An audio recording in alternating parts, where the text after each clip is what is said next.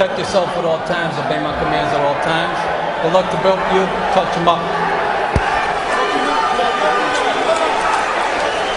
And before the first bell, let's give you the results of our poll question. We asked you to predict how Carl Froch, undefeated and never knocked down, would fare in tonight's fight against Jermain Taylor. And here's how you voted. Well, the fascinating thing is, obviously, this is a pro-Taylor crowd texting, and the most amazing thing is they think Froch is going down and losing. Carl Froch taking the biggest gamble of his career. If he wins, he becomes part of boxing's elite.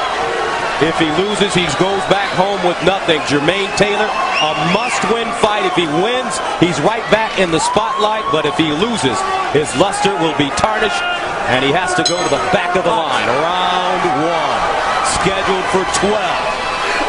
Carl Froch winked at Jermain Taylor when he walked out. He is a confident man, Carl Froch. And early on, the battle of the jab will be very interesting for these two fighters. Taylor missing with the wild left hook. Froch feels that he's a natural super middleweight. Nice right hand by Taylor. Straight on the chin of Froch. This fight is going to be decided by whether Froch can take those right hands early in this fight. We knew he was going to get hit with right hands, but it happened only a few seconds into the fight. He has a granite chin, does Carl Froch, but does he have a granite chin against Jermain Taylor? We're going to find out. Froch taking his time so far. At age 31, he's a 7-year pro. And he's coming off a win over Jean Pascal December of 2008. But to go back to my point, he feels that he's a natural super middleweight. Walks around at 172. He feels he's the bigger, stronger man that can take a better punch as Jermain Taylor comes up in weight. He's already taken some big right hands from Taylor. Froch has stopped throwing his jab. Neither man's really using it right now. They started out using it very effectively. There's already some redness on the nose of Froch. Flozell Adams, Taylor's trainer, wants him to start boxing again, just like he did when he was an amateur and won a bronze medal at the Sydney Olympics. Establish your jab, work angles, make sure that you allow your right hand time to be set up, as opposed to going for knockouts right away. Now Taylor's starting to use the jab himself. It's been a very precise round so far for Jermain Taylor, and Froch has had a hard time landing. Froch goes to the body. And a lot of redness on the bridge of the nose of Froch. He continues to eat jab after jab. Now understand, this is a fight in two parts. Almost everybody expected Taylor to start out well and do well early. But, big right by Froch. But can Jermain Taylor sustain this in the second half of the fight? We'll get to that later. Jermain Taylor has had stamina problems in his career. After 5 rounds, 6 rounds, he has waned. He did it against Bernard Hopkins, Kelly Pavlik, even did it most recently against Jeff Lacey, doing a lot of holding from round 6 on, especially when the fight went inside. Froch patient, and I would imagine that he wants to see how hard of a puncher the 166-pound Taylor is. And he's gotten a little taste of it so far. Short left hook on a pivot by Taylor. And that's the end of the first round. The feeling out process did not take long. Okay, listen to me. Listen, you're half asleep that round. You've got to be sharper on the jab. Don't wait on him. If you're not ready to punch, just move round, okay? You're listening to me. You're listening to me. You with me? Yeah. Let's get this jab and right hand working now and shorten your rock up. Move side Good to side. advice, Robert McCracken, about using the jab. Now, Taylor landed this right hand right off the get-go. That was 15 or 20 seconds into the fight after a jab. And then later on in the round, Carl Froch was able to get that right hand home and push Taylor back. Not as good as Taylor's, but Taylor tested him early with that right hand. And boy, Robert McCracken gave the greatest advice to use the jab. McCracken, a 10-year pro, took a 33-0 record with 20 KOs into his only world title fight versus WBC middleweight champion Keith Holmes in 2000, and he was TKO'd in the 11th round. He finished with a 33-2 record. Round 2. Let's see if Froch becomes busier. especially with his jab. You know, Gus, that's almost exactly the way most people that look at this fight, the boxing pundits, would have expected round one to go. Froch told us, though, that he has no problems being patient because he would like, if he can't get something early, to take Jermain Taylor in the deep water because of his reputation as being a fighter that has stamina problems as the fight continues. You know, Jermain was brutally honest with us. He admitted that he's cut corners in training, not eating right, and he said there have been in many of his fights times where he was literally buying time, trying to pace himself, but he said that's all over now. So we're going to find out if this fight goes on, whether it is all over. Froch said, you know what, animals don't change their stripes. Taylor, though, looks much more relaxed than we've seen him in the past. As you mentioned, he sometimes comes into fights very tight, but it looks like he has terrific rhythm to start. That left hook blocked by Froch. Jermain Taylor is a very skillful fighter, always has been. He has every offensive tool, and when he uses them, he's a tough guy to handle in the ring. Nice hook by Froch, a counter left hook against Taylor. First title defense for Froch after defeating Jean Pascal to take the vacant WBC crown. Pascal was undefeated, a Canadian from Montreal, and that was a war of a fight. A lot of big punches landed. Froch is not getting off very well with his punches. He's not landing his jab, and he has a great jab. There's the uppercut. Now that's a key punch for him to try and land, but when he throws it from too far out, Froch can be countered with it. Froch has to be careful because when he comes in with both of his hands down. And that means he'd be able to be lined up for a nice short left hook. Don't pull him by the neck. Don't pull him. 23 seconds remaining in the second round scheduled for 12. The WBC Super Middleweight Championship. Froch trying to get through with a right hand. And he did land a very nice right hand there. It didn't do much damage to Taylor. Now Taylor and Froch mixing it up a bit at the end of the second round. Taylor throws a big right hand.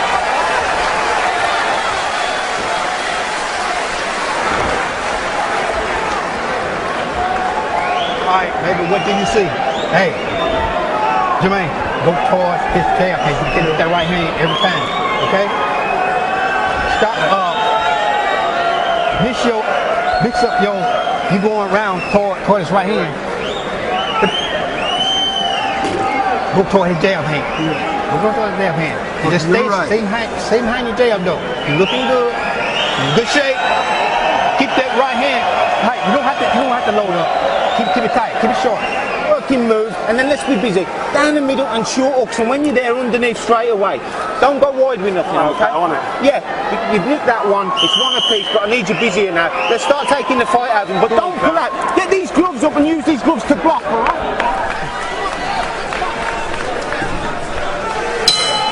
Jermain Taylor coming off a decisive 12-round decision against former IBF Super Middleweight World Champion Jeff Lacey in his last fight, November of 2008 in Tennessee.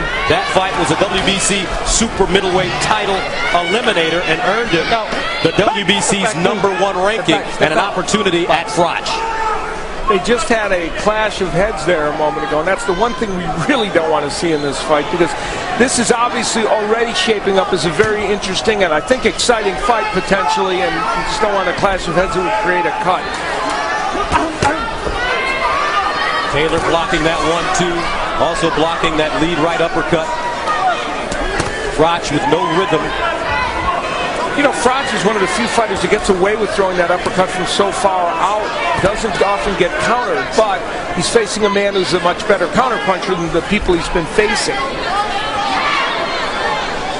Biggest test of his career, Froch, against Jermain Taylor, who defeated one of the greatest fighters, Bernard Hopkins, to take his middleweight belt.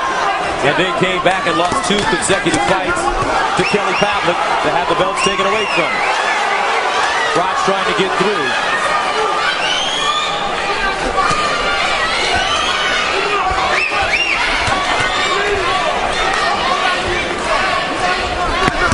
Oh, nice right hand by Taylor. That's backed up Froch, but Froch steps right back and delivers a right of his own and smiles. That is quintessential Carl Froch.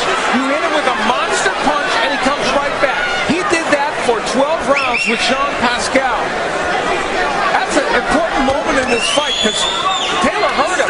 Taylor can't really go in after him now because he got nailed with a big right hand when he came in.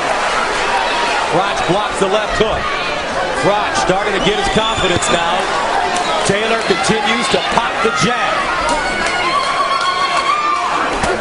Oh my! Froch on the ropes. He may be hurt. Froch backing up. Taylor moving in. Froch is hurt. Right hand, and Froch goes down.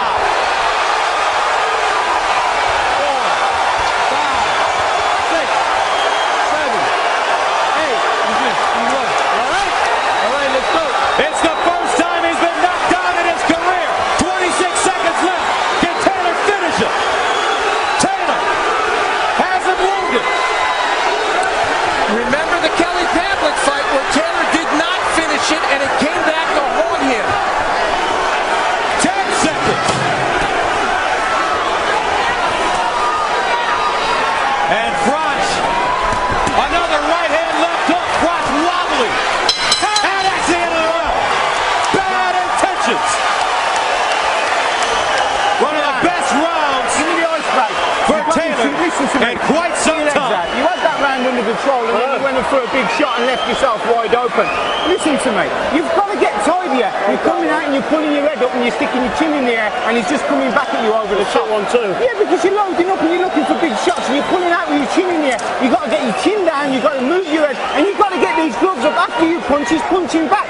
You've got to block and parry. Jermain Taylor landed some hellacious right hands. Now there's the right hand in which Froch would come back with his own right hand. So at that point Froch had things together. But as Froch bull rushed him, which Robert McCracken told him he did carelessly, and he did, a right hand lands from Jermain Taylor and sends Froch to the canvas. Froch knocked down for the first time in his career. Now we will see what he's made of. Undefeated at 24-0. Carl Froch has to dig deep now because the man standing on the opposite side of the ring is a true champion. Now, I would go back to the script that people thought about this fight, and even with that dramatic round by Jermain Taylor, it bears repeating. Most expected him to have a very good portion in the first part of this fight. Can he sustain it?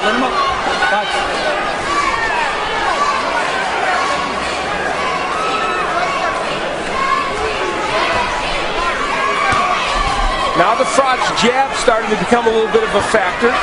He has an excellent jab when he uses it. Backhand. Taylor would love to come over that jab, though, because it's so low. He's rolling it back. Come over that jab with the right hand. Froch's Taylor made for it there. He barely misses. Left hand by Taylor. Now right there, that was a left uppercut that Froch was throwing, and Taylor countered it. Round 4 scheduled for 12. Jermain Taylor, the challenger in the black trunks. Carl Froch, the Englishman and champion, in the black and red trunks. His nickname is the Cobra. First title defense for Froch, who won a bronze medal at the World Championships as an amateur. One of the biggest moments of his career in Belfast, England. Had over 100 amateur fights. You know, Jermain Taylor's defense in this fight has been excellent, and you could easily overlook that. He has blocked a lot of punches, slipped punches, and made it very hard for Froch to hit him. Under a minute to go in the 4th round.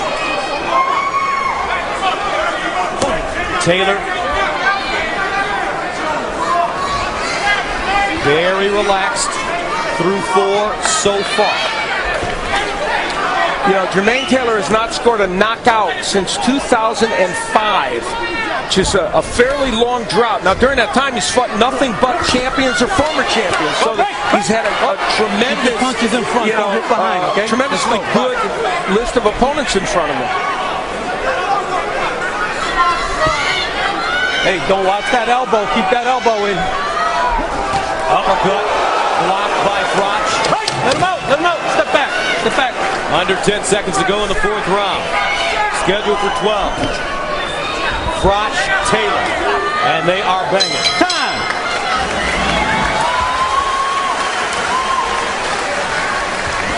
You've got to block his right jab, all right? You understand me? You've got to work the jab and you've got to block his jab and that right over the top, so you've got to have the gloves up. Put your legs out. Listen. You've had a bad start, but now you're into the groove with this jab. But you've got to put your stuff together. 1, 2 up, little movements. Double jab right hand and back him up when you can, but just don't force it. Okay? When he tries the uppercut, Carl Froch, he leaves himself open now. He will throw this uppercut and get countered with a strong jab by Jermain Taylor. Remember when we did the keys to victory? We showed you with Froch hurting an opponent with that left uppercut. This time he tried the same thing and got countered. Bust him with a jab and the right hand left hook comes off it when it's there. Don't force anything. Don't load up with nothing. Unofficially, press row scoring. Chris Gibbons, Niall Hickman, and Jack Obermeyer. And I have it 40-35 for Jermain Taylor. So I agree with the 1 score. Round 5 scheduled for 12. The WBC Super Middleweight Championship of the world. Carl Froch in the black and red trunks. Jermain Taylor in the black, red, white, and blue trunks. Taylor knocking down Froch in the 3rd round. Taylor establishing his jab. As we start the 5th, it's been wicked. He's been working on angles, doing a nice job stepping off the line, making Froch miss. And because they want him to do even more of that, they told him in the corner to get out of the pocket quicker. They don't want him standing right in front of Froch even a little bit. And that was a hellacious left hook, although Froch thought it was low. Now Froch goes to the body. Ozell Nelson telling Jermain Taylor that he wants him to sit down on his punches, especially when he goes inside, meaning bend his knees and really stick that left hook into Froch. They've worked on it in the gym a lot during camp. Jermain Taylor telling us that he's recommitted himself to boxing. He missed the spotlight. He missed being a world champion. During the Lacey fight, at the press conference, he said there were only 2 cameras there, and those were throwaways. And at the press conference at Gallagher's Steakhouse in New York earlier this week, it was jam-packed. Media sources from all around the world, and he said, this is what I want to get back to. Well, so far in this fight, he's doing it, although Froch is having a little bit better round 5, but Taylor is fighting a purposeful, effective fight. Jab very effective for Taylor. In the 5th round, he's been doubling it up. Let him up. Let him up. No, big issue in this match is hand speed. Carl Froch just has been a smidge slower than Jermain Taylor, and that's why he's missing those right hands that he throws. Taylor's been able to slip them. Hey, guys, listen up on the break. Listen up, all right? They break, step back. Go back. Ooh, nice left hooks by Jermain Taylor. Although Mike Ortega tells him to keep him up. Looks like they were right on the belt line. Here's one of the rare combinations from Carl Froch. When he punches in combination, he's much more effective, of course. But the question is Carl Froch laying in the weeds and waiting for this fight to evolve, to see where Taylor is conditioning-wise, if he can go 6 through 12 with the same kind of intention.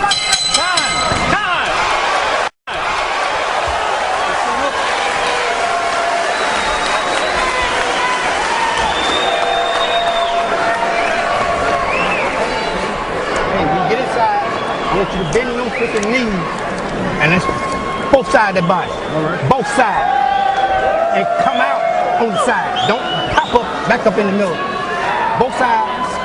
Back up to his head, step over to the side. Okay, the same hand you get, your jab.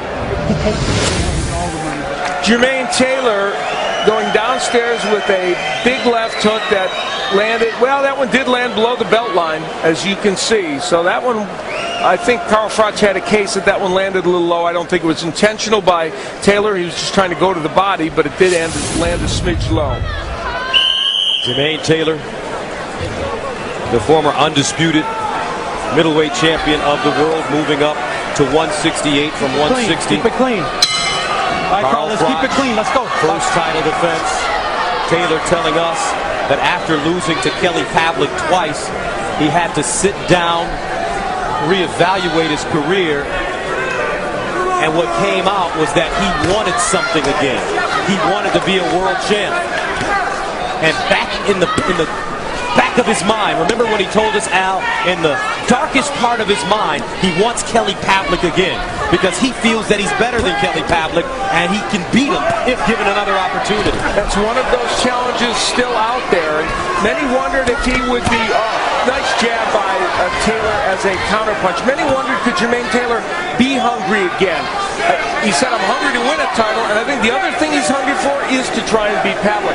Now, they told Froch in his corner to use the jab, the 1-2, and be busier, and he's having a hard time doing those things. Taylor, right hand by Froch. That's another right hand by Froch. And that backs up Taylor. That's as good a right hand, I think, as Carl Froch can throw. Remember, Froch has been down. He went down in the third round as Taylor scored a right hand to drop the world champion. Sixth round, though, scheduled for 12. Both fighters exchanging stiff jab. You know, Robert McCracken shows you why he's a good trainer. He told Froch to throw the jab, the straight right hand, and by golly, he did it and it worked. Froch now finding a rhythm. He looks like his confidence is starting to grow. He's found his range. Taylor coming over the top. Now, Froch may or may not be winning this round, though there's time still to do it. But he's certainly having his best round of the fight, I think. I would agree. Under a minute to go in round number 6. And you just wonder, in the back of Taylor's mind, is he saying, can I get through 12? Do I have the gas? Step back. And Gus, you and I both were struck with his honesty about past fights in which he said, it was in my mind every second. And here we are in round 6, and there's a slight discernible difference in which Froch is doing better.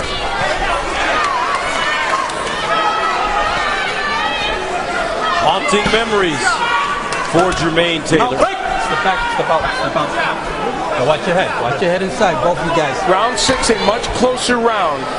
Could go either way. Left hook by Froch, connecting. He blocks Taylor's jab.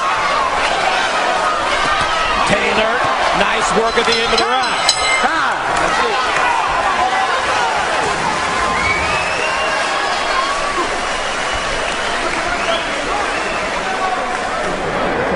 I'm sorry, guys. Still got to get some body work inside. So that whole, you don't have to stay out there with. He the one is getting busted up. How'd you like that? Calm down. Left hook? See you right there? Okay, double that right hand. Next time you hit him with that right hand, double it. That's it. Once every time, doesn't it?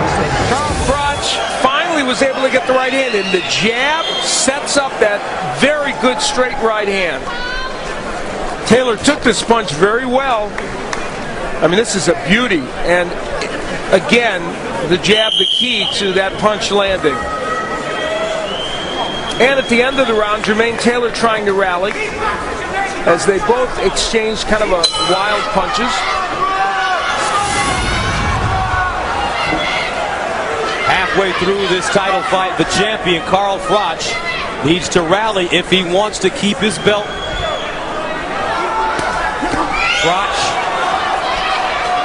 in the black and red trunks. Jermain Taylor in the black, red, white, and blue trunks. And remember, Froch was down in round 3, and if there is a criticism of Jermain Taylor that it'd be hard for him to dispute, it is that he is not a great finisher. He has knocked people down among his upper echelon opponents, but not been able to finish them. And so far, that's true in this fight with Froch when he had him in trouble with a little bit left in the round. Most of those punches blocked by Taylor. Taylor's defense has been excellent tonight. Yeah, the only round in which Froch was able to land a series of good punches was round 6, and that was when he went straight up the middle on Taylor and didn't throw those wide punches. Doubling up the jab, Taylor connecting.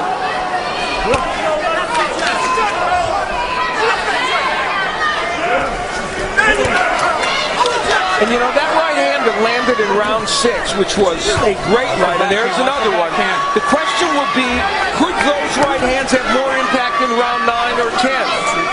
We'll probably get a chance to find out. Froch is getting that right in again. Froch has not gone to the body in this fight. Moselle Nelson, Taylor's trainer, telling him he wants to throw shots to the body. Nice stiff jab by Taylor. Backing up. Both men are more effective with the jab this round. I mean, they're both doing a very good job with that punch. Step back.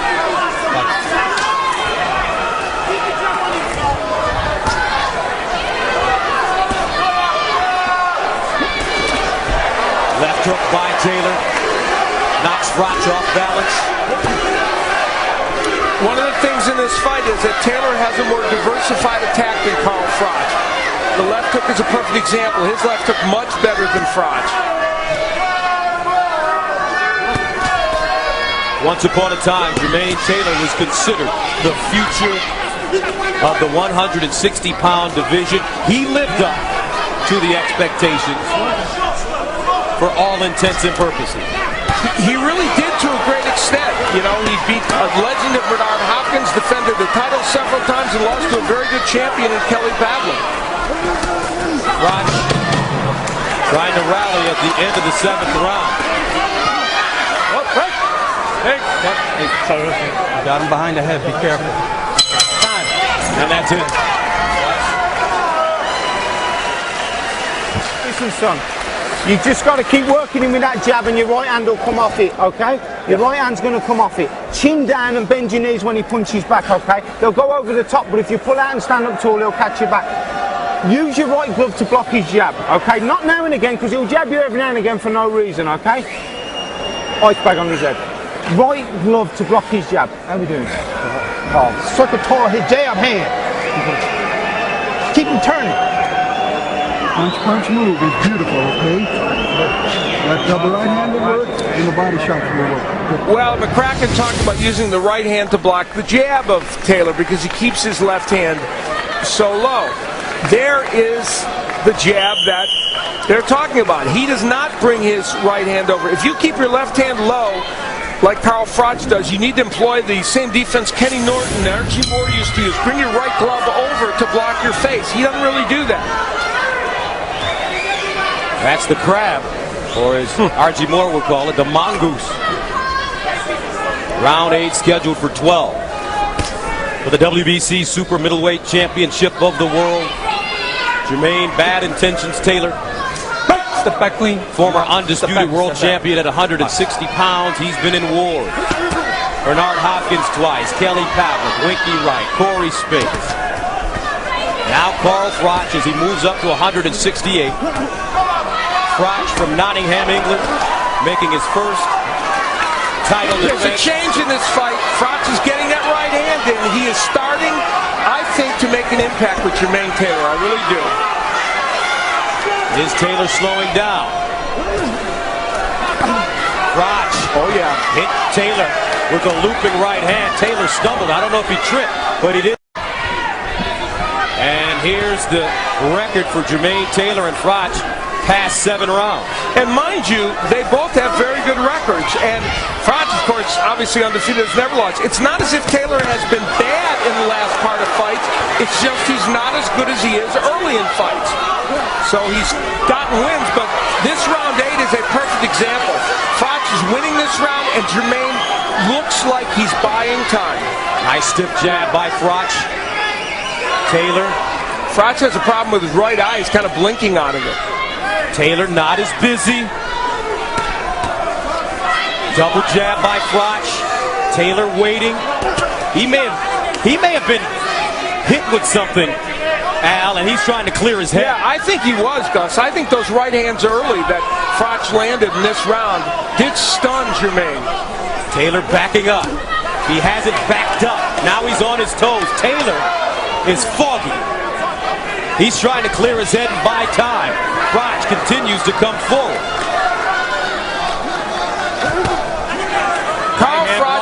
Carl Froch is a different fighter when he uses the jab. Don't grab him behind the head, okay? Second time. Let's go. Froch coming on now. I hope Michael Ortega doesn't take any points away. Nice left hook by Taylor. Carl Froch should just keep doing jabs, straight right hands, and come forward. That's what he's got to do in this fight. Well, Jermain Taylor has that high guard. Froch trying to get this right cross through. Taylor putting his punches together at the end of the round. Trying to steal it. They butt heads. And wow, Jermain Taylor with an answer. Too big for no reason.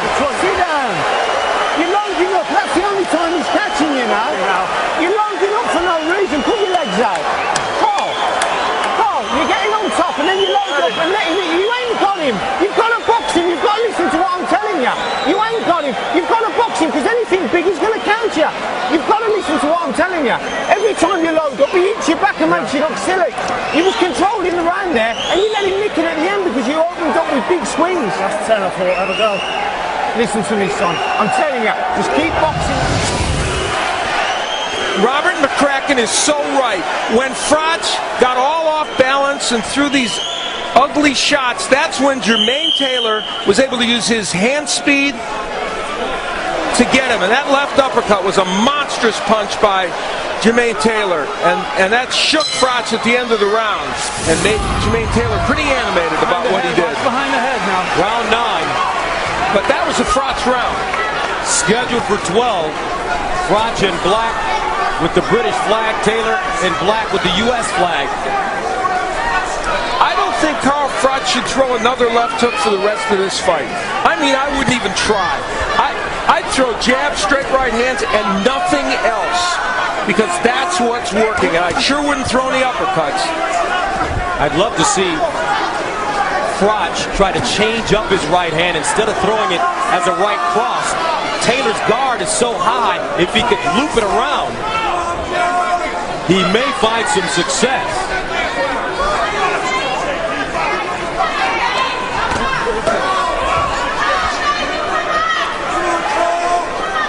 The pace of this fight has slowed a little bit here, primarily because Jermain Taylor is kind of pacing himself right now, and Froch doesn't want to attack wildly. Taylor looks like he has plenty of gas. Continue to pop. He continues to pop his jab, and it's scoring big for him. Continuing to block most of Froch's shots. Now he goes to the body. Now that uppercut was okay for Froch to throw because he was close to Taylor, and he almost landed it. Taylor's jab's been very effective in this round, but Froch has landed some very good punches as well. It's been a really interesting tactical fight. Now Froch trying to lean in with that right hand.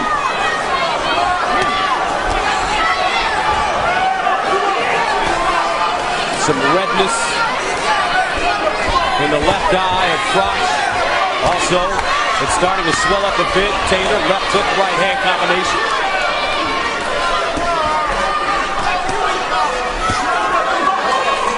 The problem for Carl Froch is that these rounds, starting from round 6, have been pretty close rounds. I've given him 2 of the 3, Gus, and this one's up for grabs.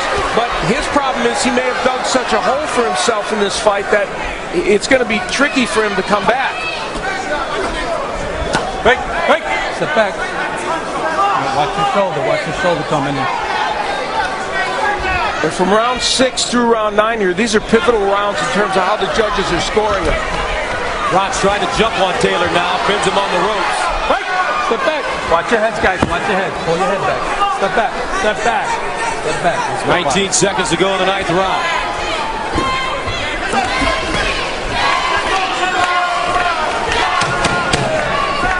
Taylor. A lot of gas in the tank, folks. He said he'd been eating well, sleeping well, training well. And it looks like it so far.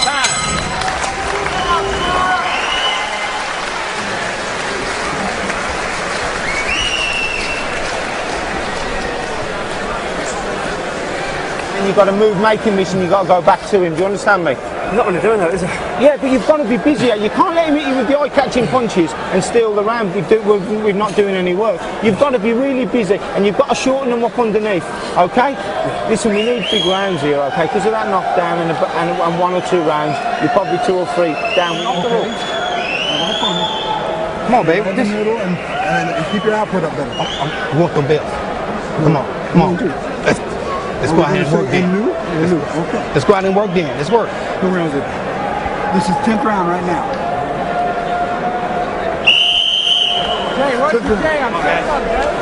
Chris Givens from the Arkansas Democrat Gazette.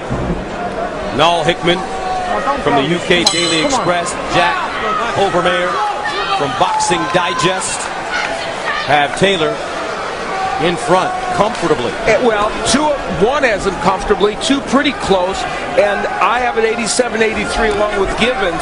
But I don't know if Robert McCracken's that far off. Because there were a couple down. They might only be a couple down. Froch has done a lot of work in these recent rounds, and now he's going after Jermain Taylor again. Froch starting to loop that right hand. When Froch is busy and pushes Taylor back, he's putting Jermain in a defensive posture in which Taylor is not counterpunching now. Right hand scoring for Froch, backs Taylor up again. Not much punching coming from Jermain Taylor here in the beginning of this round.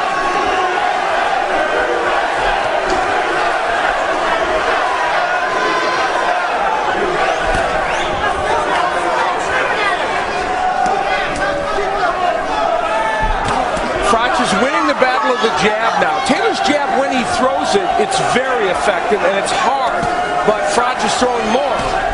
See, there's a good one from Taylor, but that's the only one he's thrown really the whole round. Combination punching by Froch. Most of those blocked by Taylor, but some getting through. Well, this is a Carl Froch round right now, so whether he needs a knockdown to get him back in this fight or winning all these rounds remaining can do it, he's giving himself a start here in round 10 anyway, because he is dominating the round. That's right, Taylor. Step back, Jermain. Step back. Step back. Step back. Giving a lot of ground to Froch in the 10th round.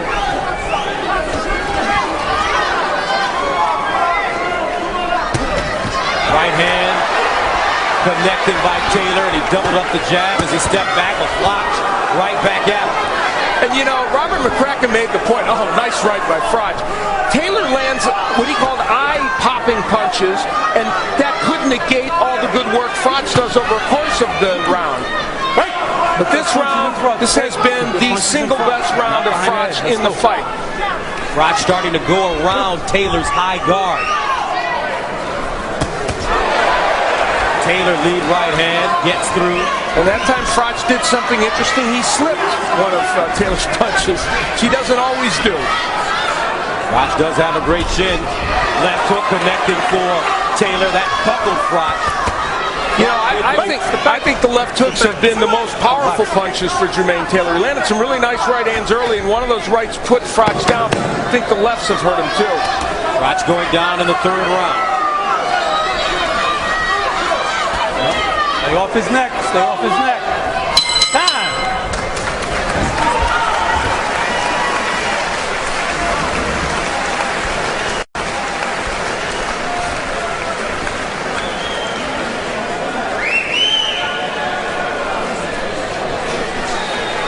the jab and you've got to work him, but you've got to have your chin down because you come back with the odd counter over the top. You're listening to me. We've got to have 2 big rounds behind the jab. 1, 2 hooks, and then you get the movement, your body and head, all right? Side to side, okay? But you've got to have the gloves up for what comes back and bend your knees. Move your head and use your feet, okay? Don't stay in front of him after you've punched, yeah? Listen, he's coming his way through it now. He's going to open up now and again, and then he's going to look. You have to let your hands go, Jermain. It's just real simple. Keep going for you. This is it. You got to have If you win these 6 minutes, All right, let's go. 6 minutes, okay? You got to have it. Round number 11 scheduled for 12. And according to the press, this fight is getting closer and closer. I have it 96-93. Of course, we saw the British reporter had a draw at this juncture. And 2 of the other press row scores had Taylor winning. Froch has taken control right now in terms of the will. He's imposing his will on Jermain Taylor right now. Froch trying to get loose. Much more active. If you look at the body language of the 2 fighters, it's clear Carl Froch, oh, and there's that good uppercut. He's got a good one. It's clear that he thinks he can push ahead in these rounds. And Jermain is not punching very much. As usual, Jermain got off to a great start in the first 5 rounds. There's a big looping right hand by Froch that landed right on the button. You know, Gus, you said something earlier, and I was almost going to take issue with you about the overhand right, and I didn't, and you were right.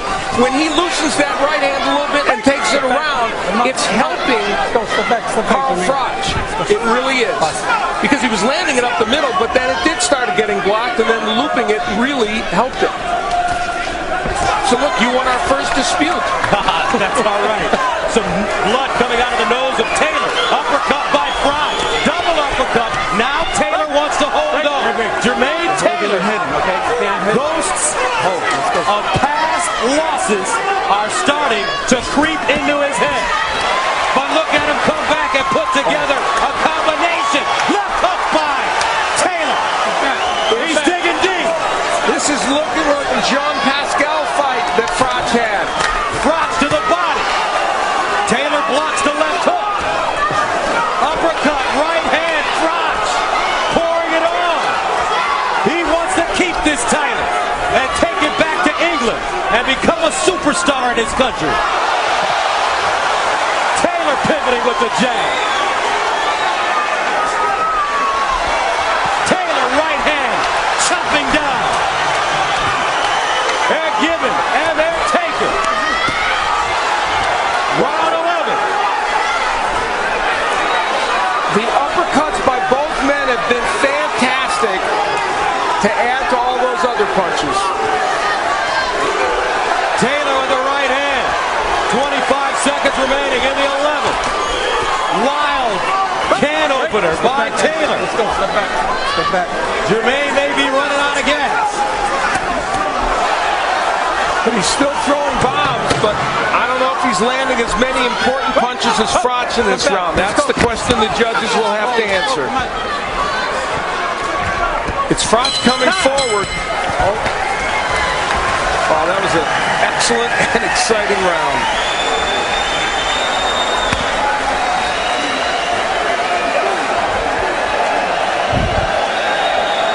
You've got to have this round. You've got to have this round and you'll win the fight, okay? You've got to have it big, go behind the jab and the combination. Do me a favour, don't swing and load up because you'll hit your back, alright? Are you with? Carl Froch coming around the guard, something Gus talked about, and landing a big right hand early in the round. Jermain Taylor was not ready to concede this round, rallying with that monstrous uppercut. Both men landed great uppercuts in the round, and then Froch coming back. But Jermain Taylor having good moments in the middle of that round. Was it enough to get him the round? I don't think so. So according to Press Row, the winner of the 12th round wins this fight. How bad you want? And I have it a 2-point fight for Taylor, but it could easily be a draw or a 1-point fight, perhaps, for Carl Froch at this point. Many close rounds in the middle of this. I gave round 7 to Froch. That's the difference. Round 12 for the WBC Super Middleweight Championship of the World. Carl Froch, the Englishman, wants to retain it. Jermain Taylor, the former undisputed middleweight champion, wants to take it. Taylor with some crisp punching to start the round. Now Froch backs him up, and Taylor holds on. This fight has gone exactly according to the script we laid out. The beginning part was Jermain Taylor controlling. The last part is Carl Froch coming back like all get out. Heavy punches by Froch. The looping right hand has been effective for Froch. Right hand staggers. Taylor's in trouble. Froch pouring it on. Taylor, he's ready to go. A minute 45 to go. Froch closing in. Carl Froch gambling everything. His first defense on foreign soil against the former undisputed champ, and he's got him on the ropes. And remember, if he doesn't knock Jermain Taylor down in this round and they don't give him a 10-8, it might still go to Jermain Taylor. Taylor needs to stay on his feet if he can. Taylor holding on. He ran out of gas. Froch, does he have it in him? Froch, Taylor staggering. They're ready to stop it. Froch, Taylor still on his feet. Under a minute to go. Froch again. Taylor, wild lunging punches, and he backs him up. Taylor trying to catch himself, using his jab. Eats a right hand. Another right hand, and he goes down. Oh my goodness!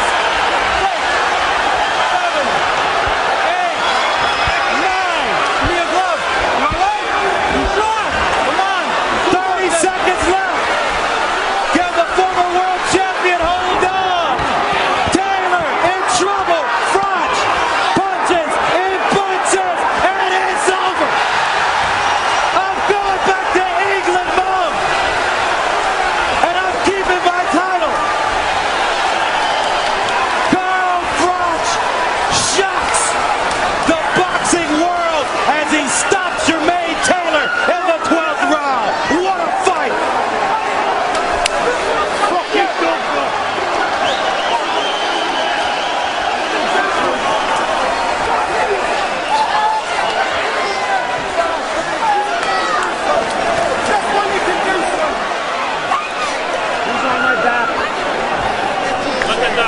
Not only did this fight live up to expectations, it went according to the plan Carl Froch would have expected and those people that supported him would have expected. He came back in the second half of this fight after a terrible beginning in the first 5, and for this man, Jermain Taylor, what a terrific disappointment.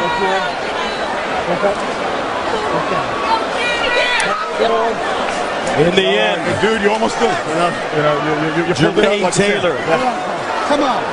ran out of gas. Sure did. Congratulations to Carl Froch, who said that he took this fight because he wanted to receive international acknowledgement by fighting tough fights. How's your take his rules, my friend? I think I could have left it later. What was the score? Go down on me,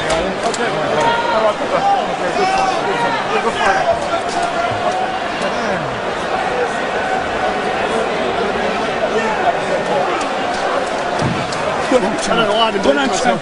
Come on. Just believing myself early on. Cheers, brother. Thank you, man.